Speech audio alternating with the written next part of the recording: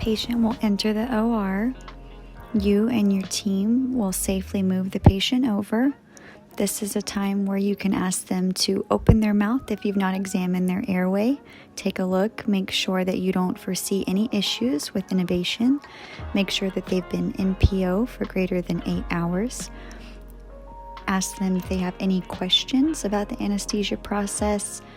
You are at the head of the bed, so you will be in control of the count for transfer. Everyone will look to you to move. Make sure that you get a hold of your IV fluids. Make sure someone has a hold of the feet before you go to transfer over to the OR table.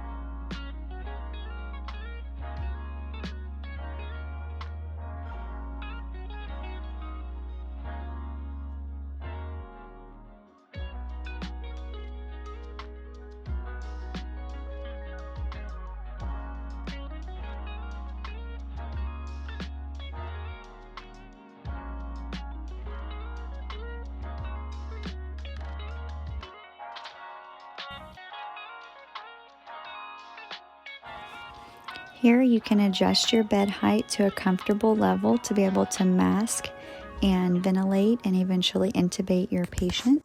Go ahead and turn your oxygen flow to about 10. Place the mask on the patient's face and allow your OR circulating nurse to hold it in place to help pre-oxygenate, while you can place your tube holder on the opposite side of the patient for when you go to secure the tube.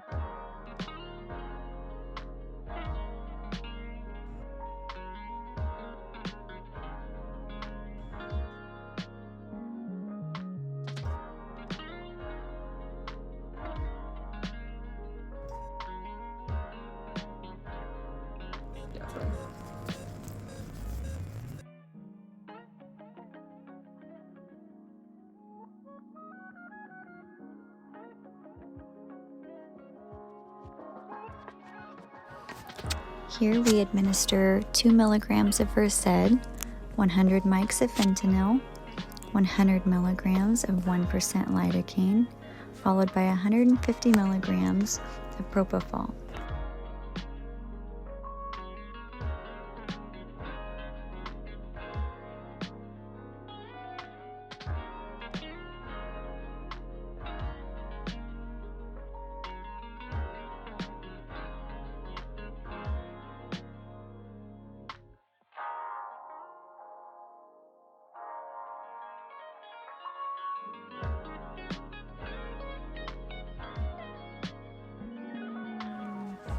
After administering the propofol, watch for the patient to slowly lose consciousness.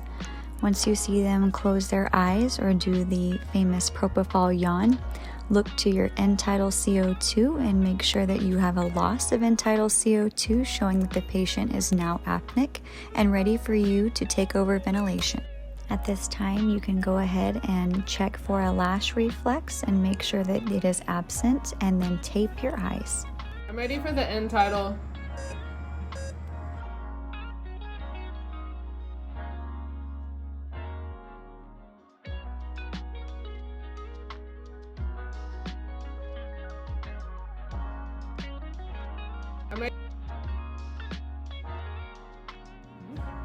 Check a baseline train of 4 before administering your neuromuscular blocker.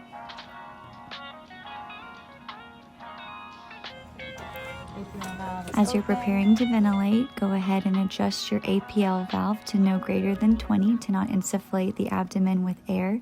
Turn up your flows to approximately 10.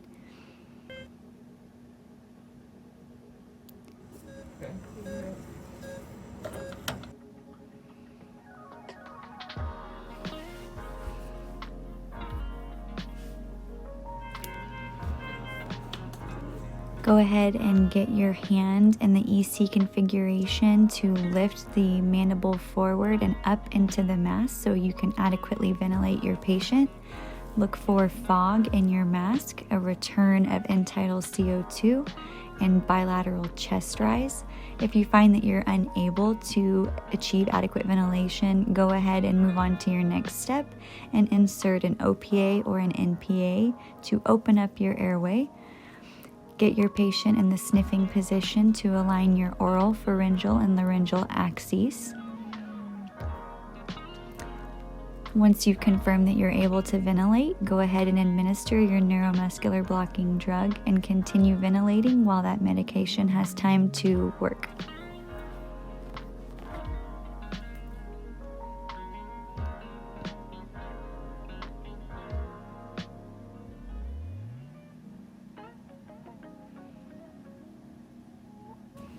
Take a look at your screen as you're ventilating and make sure that you have an expired end-tidal oxygen greater than 80%. Then go ahead and do a train of 4 to make sure your neuromuscular blocking drug has set up appropriately. To insert your tube, open your blade, scissor the mouth open, insert on the right side of the mouth while sweeping the tongue to the left. Lift up and forward towards the corner of the room. Once you obtain your view, reach out your hand, ask for the tube. Insert the tip of the tube and ask for the stylet to be removed. Hold on tightly to the tube as the stylet is being removed. Inflate your pilot balloon with air and connect your circuit to your ET tube. Manually ventilate the patient while listening to bilateral breath sounds. Look for condensation in the tube and a positive sign of end-tidal CO2 on your monitor. Here we have the view of a glidoscope intubation. As you can see, I'm seated in the vallecula. I insert my tube until my cuff is through the cords. I remove my stylet and go ahead and insert a bit further.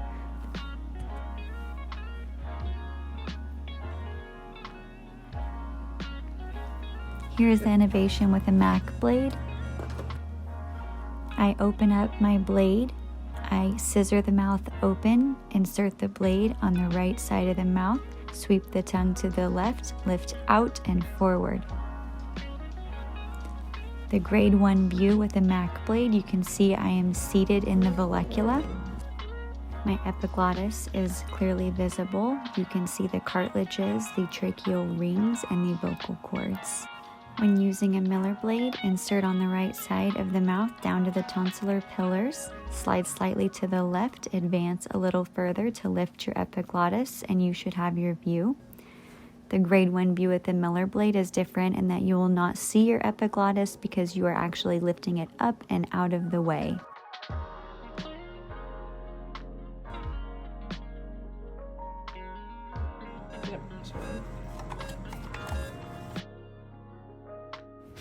Once you have verified that you have adequate chest rise, positive end-tidal CO2, and condensation in your tube, go ahead and turn on your gas, turn down your flows, and place the patient on the ventilator.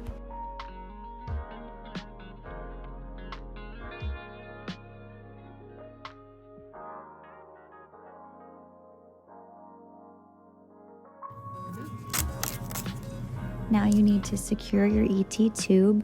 There are 1 million ways to tape an ET tube in place. The main point is that you want something that is secure and that is not touching or impinging on the lips, and make sure to stay away from the vermilion border of the lips as well.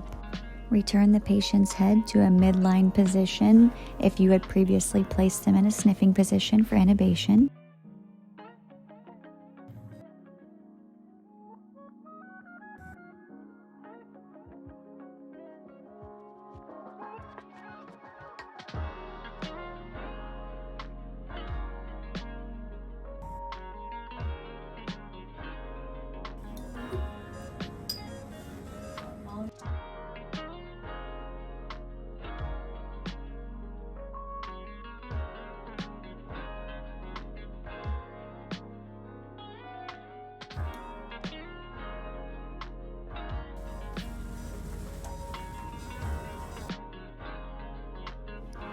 Now you can go ahead and apply your bear hugger and some type of temperature monitoring device.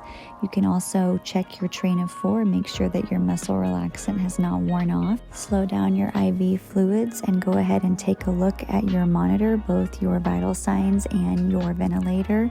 Check your gas to make sure that it is turned down to an appropriate level and that your flows are also down. Now pat yourself on the back for a smooth and concise induction. Thanks for watching.